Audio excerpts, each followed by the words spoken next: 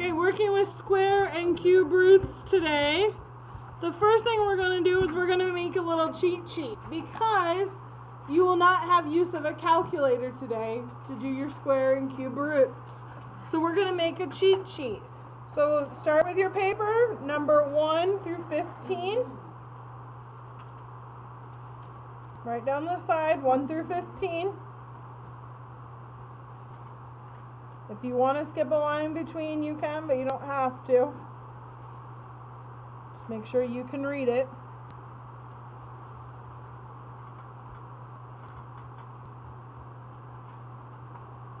And we're going to take and square each number and cube it.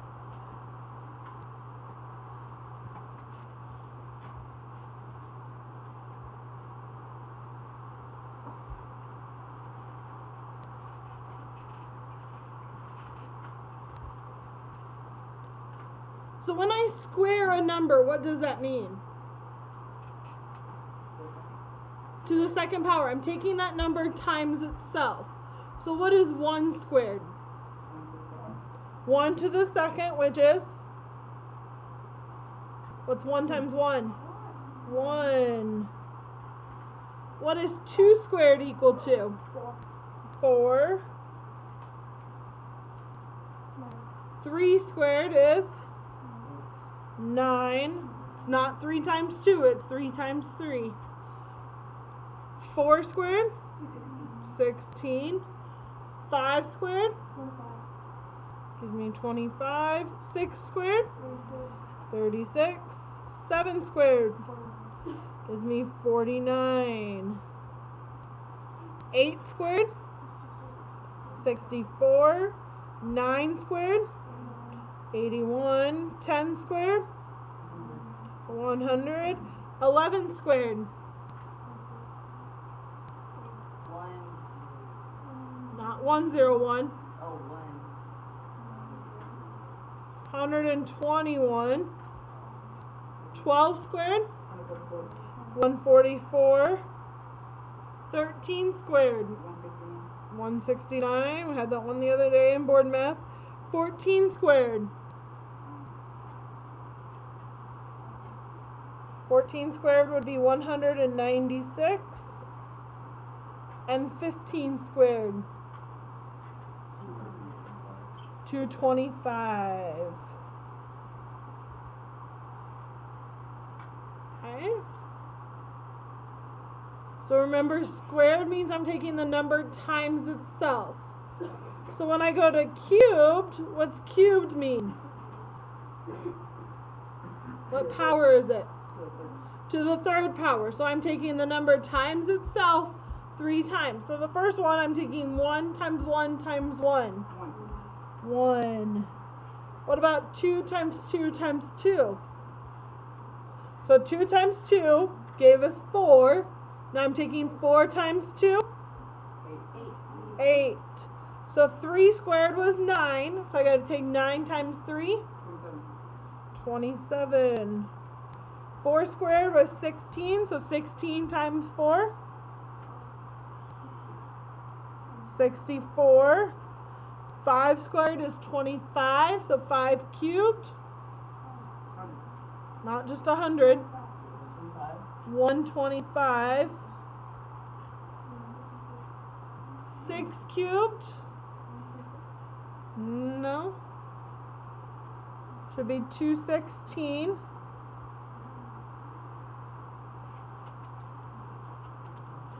7 cubed is 343. 8 cubed is 512. 9 cubed is 729. 10 cubed is 1,000. 11 cubed, 1,331. 12 cubed, 1,728.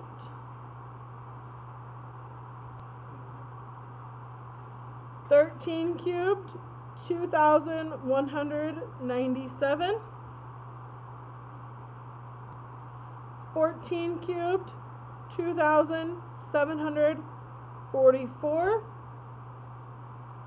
And 15 cubed, 3,375.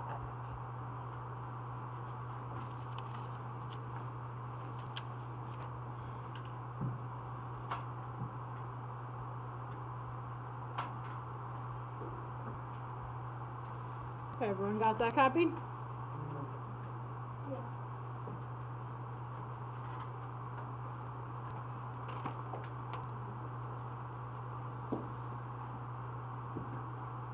Okay, so when I'm working with square roots, the square root symbol looks like this. So if I want to know the square root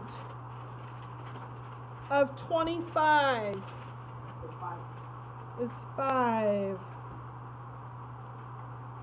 What about the square root of 100? 10. Sometimes they're going to give you this little sign in front, and then they're going to say the square root of a number, so let's say square root of 64. So when they give you this symbol in front, it means it can be a positive or a negative. Because if I take a negative times a negative, what do I get? A positive. So my answer could be positive or negative. So when I have this symbol out front, I just attach that symbol to my answer. So I'd put the plus and the minus, and then the square root of 64, 8. Alright, so this would be read as a positive 8 or a negative 8. Yeah, and it's not an equal sign, it's a positive, it's a little positive sign with a negative sign underneath. So a positive negative square root of 49, what is that going to equal? Positive or negative 7. What if I ask for the square root of a negative 16?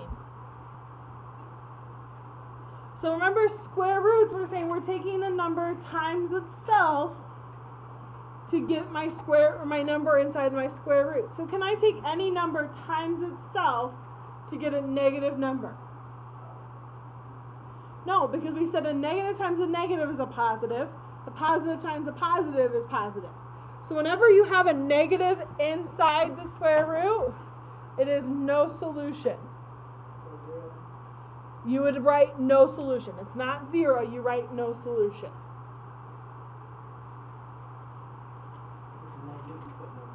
If it's a negative inside the square root, it's no solution.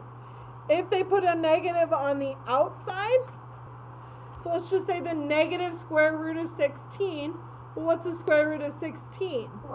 4, and then I would add the negative sign to it, so it would be negative 4. So if the negative is on the outside, you can solve it. If it's on the inside, it's no solution. Only for square root. Okay? What about if I have the square root of 49 over 144?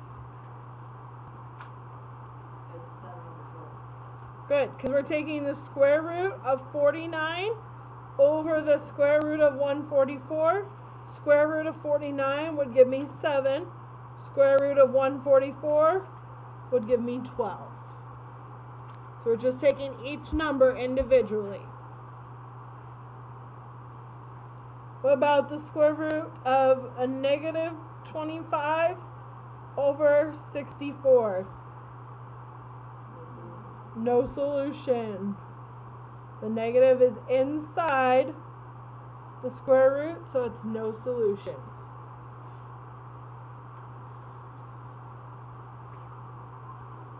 What about a negative square root of 144? Negative 12. The negative's on the outside, so I can take a solution for it.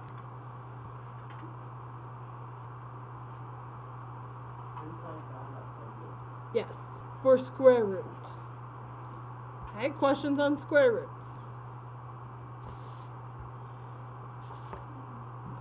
Alright, let's look at cube roots.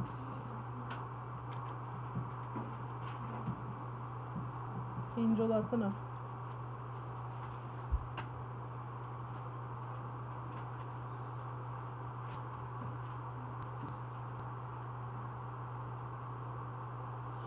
So cube roots look very similar to square root, except you're going to have a 3 on the outside of it.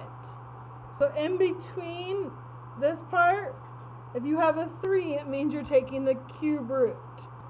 So if I'm looking for the cube root of 216, so look back at your cheat sheet that you just made. Find 216 under the cubed. What number does it match up with? 6.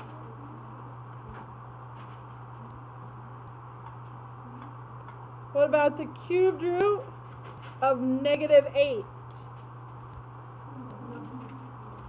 There is a solution, because remember, a cubed means we're taking the number times itself 3 times. So what would be -2? Because if we took -2 times -2 times -2, -2 times -2 is 4. 4 times -2 gives me a -8. So with cubed root and the negative in the inside, you can still get a solution. Okay? What about the cube root of -125?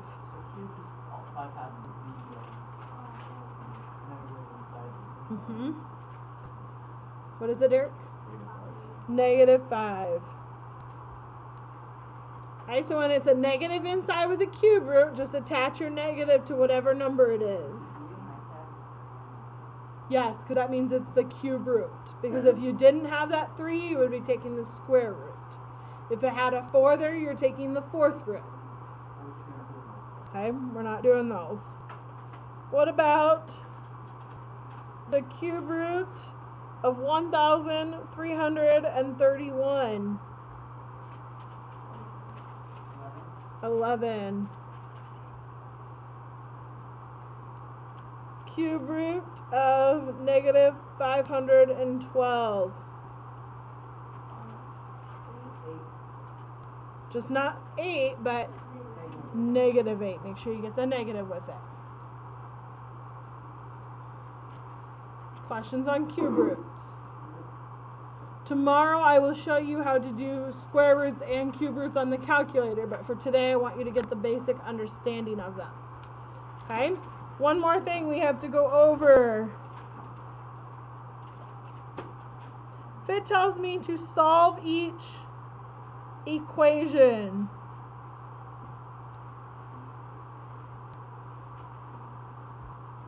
and they give me p squared is equal to 36.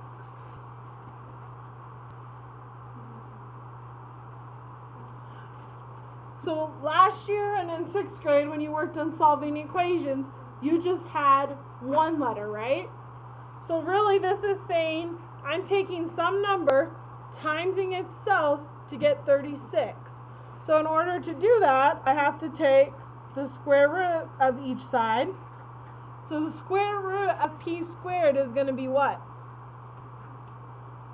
That's just going to change to a p. Because remember, p squared is really saying p times p. So when I take the square root, I'm canceling one of those out. Okay, so I have p is equal to square root of 36 is 6.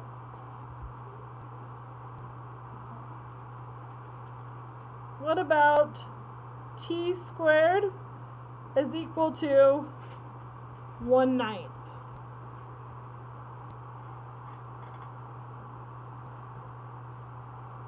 So again, I have to take the square root of each side. So the square root of t squared is just t. And this is saying the square root of 1 over the square root of 9. So what's the square root of 1? 1 square root of 9? 3. Try one more. C squared is equal to 25 over 196. Square root of both sides. So square root of C squared is C. Square root of 25. Square root of 196. 14. So C is equal to 5 over 14. Any questions?